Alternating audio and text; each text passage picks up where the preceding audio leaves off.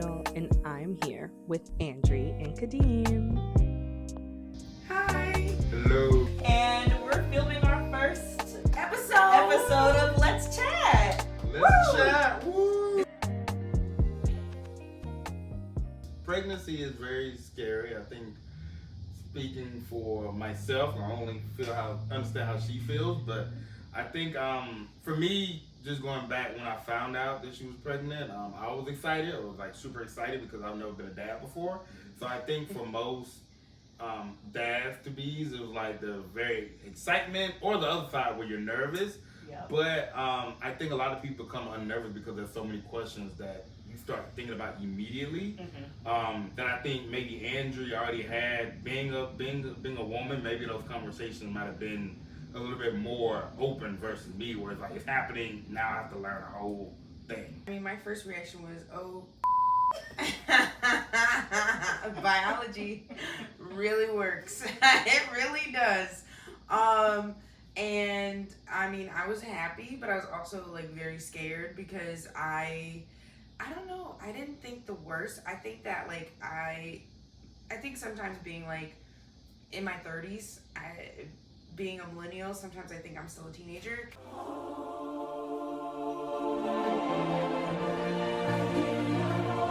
Yes. I think that like when I found out, I was like, oh, my mom's gonna be disappointed in me, even though I'm like engaged.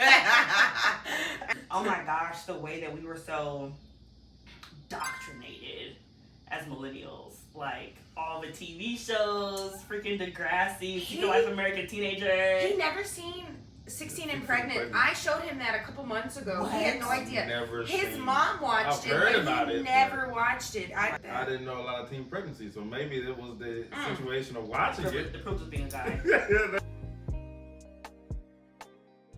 In my genetic testing, I had like, I was a carrier for like a specific syndrome, and it made me a little like nervous and uneasy.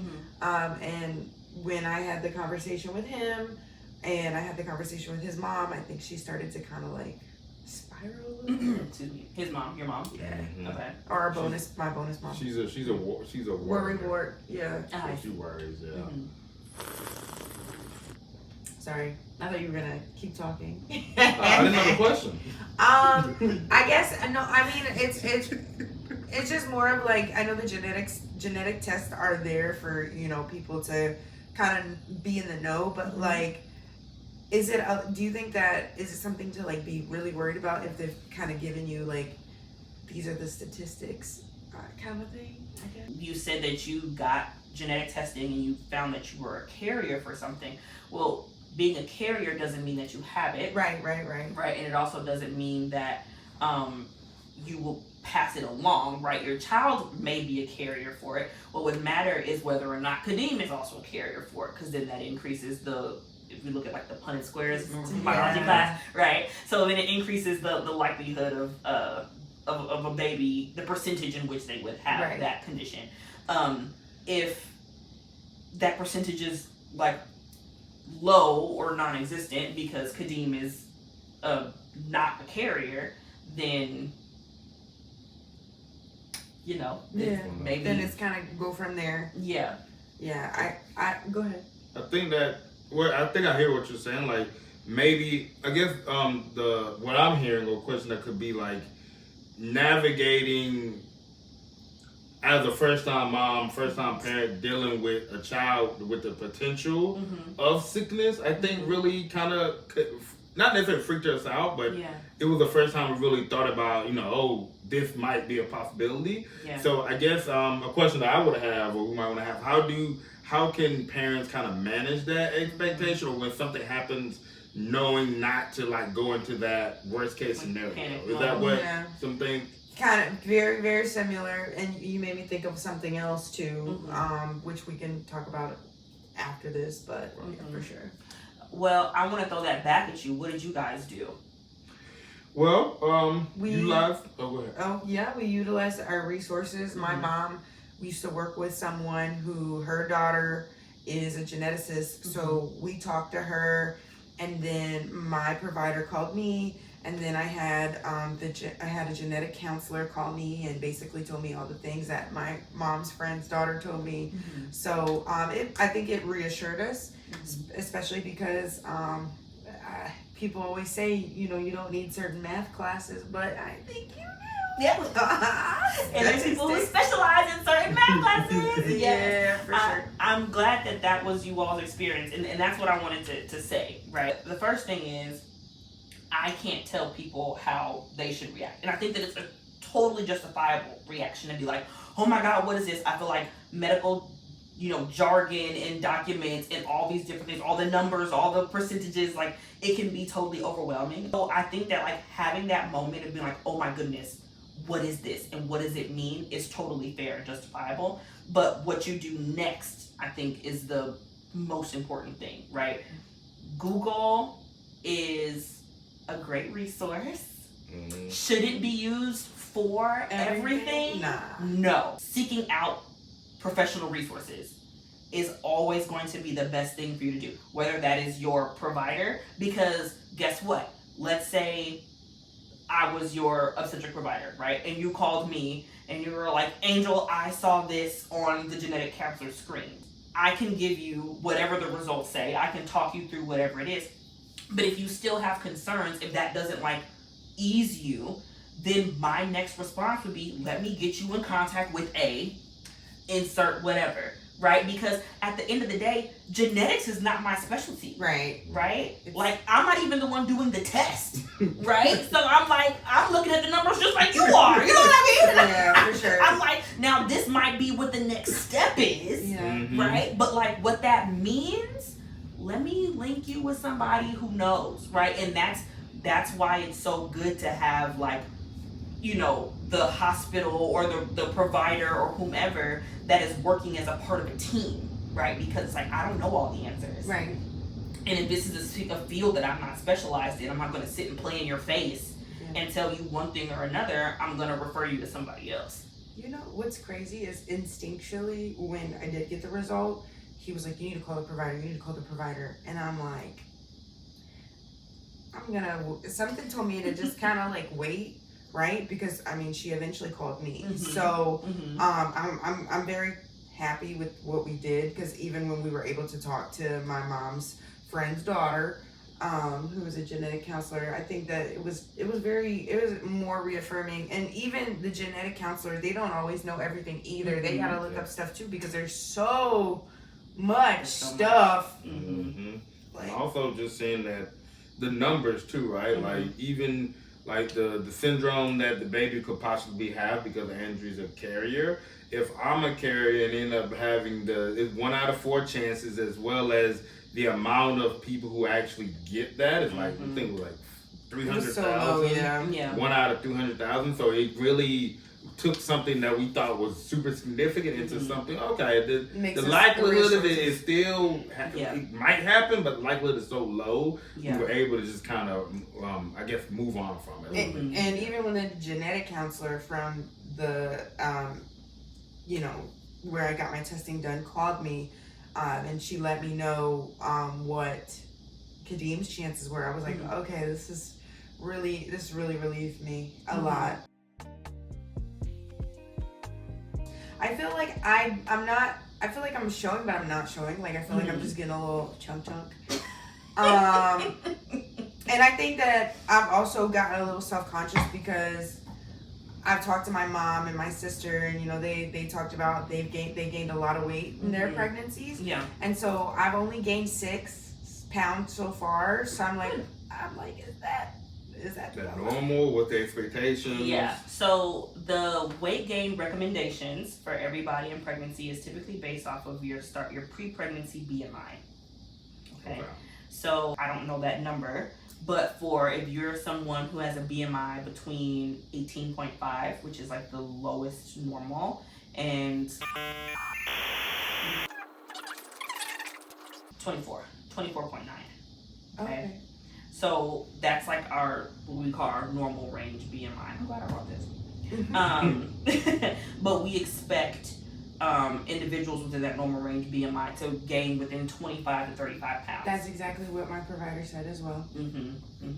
So that's normal. Cool. Does every woman swell? Because like what I noticed, I do get a little like, not, maybe it's, I think that everybody has a little bit of like, what's the word, vanity? No. Vanity. Yeah, or like varicose veins. No, the word that I'm thinking of is like, Vein. oh my god, it's shallow, a little shallow, I guess for me. Your body might look. Yes. I think also a lot of people are vain towards their looks. So when you shallow. For me, like I've noticed some people, like I know people that like their nose may swell or like their face gets kind of different. I think for me, I'm really nervous about that because I'm very much. I see. I'm very much like, I guess I'm very much like, that's where my confidence comes from, which Your cute face. Thank you. But that's what, like, it's because growing up, everybody's like, oh, she's the pretty one, she's the cute one, like, in my family, when I get around my family, oh, you look so good, or, oh my god, like, that's just, I was a model when I was a little girl, like, it's just, I mean, even now, like, sometimes it's a little bit more lax, working remote, but, like, I feel sexy now, pregnant, and so I'm hoping that it continues. Yeah. The sexiness, but I guess that I know, like, sometimes there's these things on social media where people be like, this was me before pregnancy, and then they show them looking like busted. And I think it's also too with how you upkeep yourself as well. Like, I know there are times where like I don't feel like doing my hair, or I don't feel like just dressing up. Like, but I'm also like kind of a tomboy, I guess. Swelling is common in pregnancy. Okay. Your heart is doing a lot. Is doing a lot. Noticing veins appear. Movement is always going to be your best friend. Cool. Because movement is what keeps your circulation good. And this is the normal swelling, not swelling that's caused by a condition or anything like that. This is just normal swelling as your pregnancy can progress. Whatever your physical activity, your doctor's probably already told you this too, whatever your physical activity like is now is what we typically like want people to stay at, unless you're sedentary. We want you to move in. I am sedentary. However, I do walk my dog like 3 times a day. So walking is my like exercise. Okay. I could do a little bit more as far as like my upper body and stuff. But I think what I'm nervous about is that when we get into winter, the movement then like decreases. what that's gonna look like. Yeah. For me, I think that's what I'm getting nervous about for sure. Yeah. Do you have access to like a gym? So I did have a gym membership, but I canceled it because I wasn't using it because before I was pregnant, I had a foot injury, and it was, you know, foot injuries take a really long time to heal, and so like when it stopped hurting, and I found out I was pregnant, I was like, whoa, is this baby magical? Like, Well, I asked about the gym membership because a gym is just an indoor place where you could walk, right? Yeah. Treadmill, right? What we offer or what we recommend for like physical activity is like I said, don't, you know, just because you're pregnant and you want to stay fit, don't go lifting like 400-pound weights, right? If you're someone who's like, I work out 3 or 4 times a week and I do this and that and whatever, then it's like, okay, keep that up. Your body's used to doing that. Right.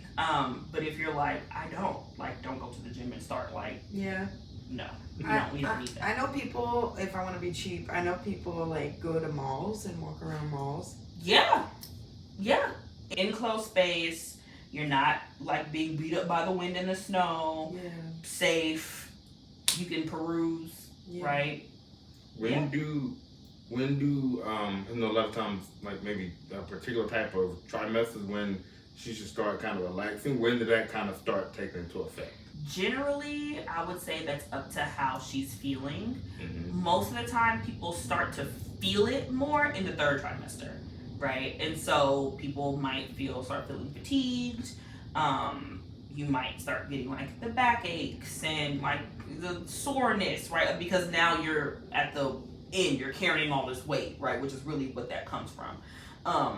So I think the benefit of starting, you know, your physical activity regimen early is so that you've now set the precedent for the rest of your pregnancy, right? And it becomes easier to do, even if it falls off a little bit, right? It still becomes easier to do versus if you don't do anything when you have all the energy, and then you're like, okay, well now I'm in my 3rd trimester, I'm swollen, I'm hurting, and now I want to get up and walk for 15 minutes outside. Like, that's, you know, it's like a big leap versus I've been doing 15-minute walks daily, or I've been, you know, doing my little yoga ball stretches or whatever daily, and now I'm feeling a little bit more tired, so now it goes from 15 minutes to 10, right? Versus the other way, which is a lot harder.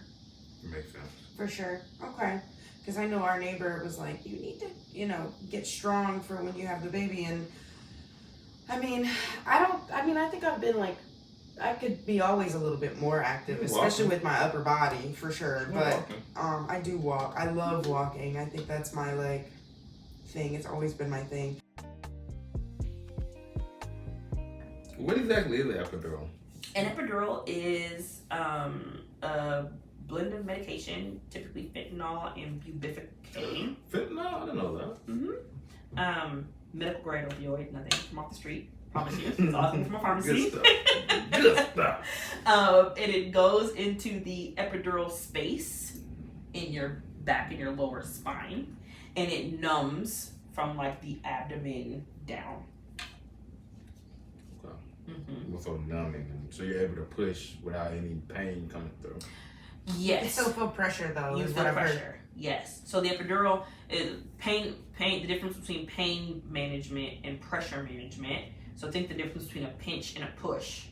Okay. So if a pinch is the pain, the contraction, right? An epidural is going to mute that. Okay. But the pressure of the baby's head descending from the pelvis into the vagina and out can still be felt in some cases, which we do want, because that pressure gives mom a signal of where to focus her pushing. Because sometimes the epidural is too dense, meaning it's too strong and you don't feel anything. Like, yes, that might be great for the mom in the moment, but if you're too numb to push, that introduces a new problem, because now we can't get the baby out. So we want to find that balance. We want to relieve your pain if you're feeling like, okay, this is overwhelming, I can't handle the intensity of these contractions. We want to be able to relieve that, but we also want to make sure that you can push your baby out. So why is there adverse response to women going through the epidural? Is that just like, I don't want any type of medication? What you mean adverse? More like some people, like you said, natural birth, I don't want any like pain medication or pain maintenance. Why does that come into play? You just want to feel the entire process, or? Feel the entire process. I think that there's I think that that's going to differ from each woman. Some people have the perspective of like, I think that a lot of people have been fear-mongered when it comes into like labor and pregnancy. Just a lot of women health things, we fear-monger women a lot. And you have some people who have the perspective that's like, this is my body and this is what it was designed to do, and I believe that I can do it. Labor, I think I mentioned this before, how I like to describe it is like labor is a mind game more than anything. When the body starts labor, it starts. Can't stop it. You can't even tell it when to start. We still don't know, with all of our research, we still don't know like what is the actual thing that triggers labor. We don't know that. We know the hormone that can like that causes like contractions to continue and start and get more intense, but we don't actually know what triggers it to start. We just know that it does.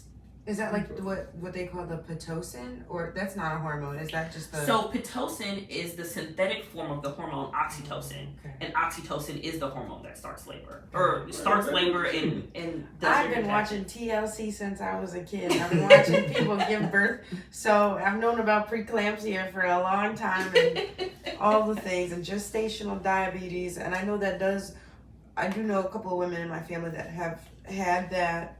So gotta be very careful. Yeah.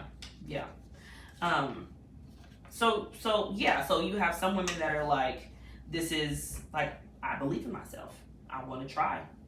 Right? And I think believe in yourself. Yeah, I mean, because and this is what I mean, but I'm not saying that women who get an epidural don't believe in themselves, right? That's not what I'm saying at all. I just think that, like I said, like, labor is a mind game, and you have to, like, be tuned in, right, with yourself. I akin it to, like, running a marathon. Literally, your body is literally running a marathon, but, like, and I can attest to this, your body, once it gets in a groove, it's gonna keep going, right? The problem is, do you believe that you can keep going? Like, that's something that I personally had, right? I'm like, my feet wouldn't stop moving, but I wanted to stop, right? And it was the people around me that were like, no, keep going. Like, you have to tell yourself to keep going, because each step gets you closer to the finish line. But my body was already in the groove. I had been doing it for so long. It was like, okay, well, keep walking, keep walking. I literally couldn't stop myself from walking. And labor is the same way. Once it starts up, your body's going to continue. Your body's only going to stop when the baby's born. That's it, right? And so if you can tap into that, and if you can say, all right, I want to be on the same page as my body, and I know what the path looks like. The path is going to get more and more intense, but I'm going to train my mind to be on the same level with my body. Then you can get farther, right? Mm-hmm. One of the things that we say often is like, one more contraction, because that's what it is, right? It's like the body is doing all of this work, and like, you're tired, you're like, oh my God, please make it stop, right? And it's like, one more contraction. Can you do one more contraction? Can you take one more step? Because that is what's going to get you to the finish line. And if you can do that, then you get to the finish line, and then you push, right? But the beauty of it is, you're in control the entire way. So if you're like, all right, this is far enough, then it's far enough, right? And then we get you something to make you more comfortable, and then we go from there, right? It's not about like shame or failure or any of that stuff. It's about, well, what is your goal, right? If someone's goal is to be as comfortable as they can, then we'll make you as comfortable as you can. That's your goal, right? There's no shame in that. I love that a lot, but I'm also like terrified, because it's like, I've thought about the unmedicated way to go, but then I've also thought about how I handle pain. Even though the lady that drew my blood was like, oh, you have a lot of tattoos, this is nothing for you, but like drawing blood and I imagine giving birth are two different, completely different things. A fun exercise that I really enjoy is the ice exercise. So it's like, take a handful of ice in one hand, or both hands if you're really about that life, and hold it for 60 seconds and see if you can get your body and your mind to calm down. Why? Because ice is freezing cold and it's painful, right? Maybe not akin to a contraction painful, but that stimulus of pain, right? Your body's going to feel that intensity, right? So that high intensity stimulus with your mind that's telling you, drop it, like, let the pain go. That's what our bodies say when we are feeling any type of pain stimulus. It's like, whatever this is, make it stop, for sure. Right? That's our body's defense mechanism, right? And so your hands, your body, your mind is going to tell you, let the ice go. Because when it first hits your hands, it's not that bad. But holding it for a minute or two starts to get really intense, right? So can you hold on to ice for 2 minutes, a minute or two, and can you breathe? Can you center your mind? Can you center your body? Can you relax the tension in your shoulders? Can you relax the tension in your face, right? Can you do that? Then let the ice go. And can you pick up more ice and do it again, right? Like, that perspective of like training your mind, because again, your body is going to feel it.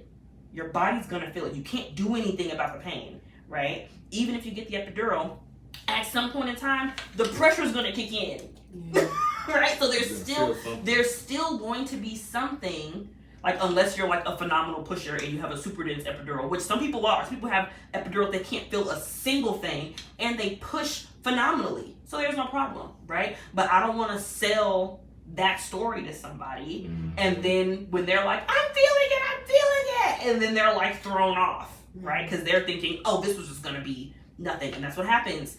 people get epidurals and they're like, oh, see, I'm not gonna feel anything. And then they start feeling things and they're like, that mind-body disconnection happens. So like, what is this? I thought that I wasn't gonna feel anything, right? So like at some point in time, something's gonna come out.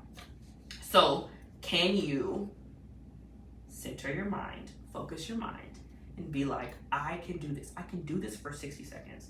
I can do this for a minute and a half. I can tell myself to breathe. I can calm everything in my body that's yelling at me to do the thing I really want to do, which is put the pain down, right? It's a good little like practice exercise of at minimum centering yourself. Okay. Interesting. Mm-hmm. This was very helpful. I think this is give me a little bit more perspective of that, even though, you know, I'm literally like a couple days away from second trimester, so like still really early, but like also like gives me a little bit of knowledge to kind of put something together, or for us to put something together, because again, we gotta work on some techniques and breathing stuff. Yeah, and this is why it's important, in my opinion, it's important to start at least hearing this stuff, thinking about this stuff, having it placed somewhere in the back of your mind, because like I said, there's no urgency, right? This isn't like, oh my God, my baby is due in 4 weeks and I don't know what I'm doing. You know what I mean? Like that's a different level of like stress. And then you get to that point where people are like, well, just, I don't want to deal with it. I don't want to do it, that I don't want to do it, right? And I don't know, maybe if you had a little bit more time to think about it, if you had a little bit more time to prepare, would you have maybe taken one more step? You know what I mean? Like it's all of these different things, and at the end of the day, you know, my thing is always like making sure that people have whatever option they want, because there's so many people who don't. And it's so interesting, when I was first starting off as a doula, I was expecting like the majority of my clients to be like first time moms, because first time parents and families, like they don't know what to expect, right? They have all these questions, right? So I'm like, oh, okay, well, I'm gonna be a doula for all these people and it's gonna be their first child and da-da-da-da-da.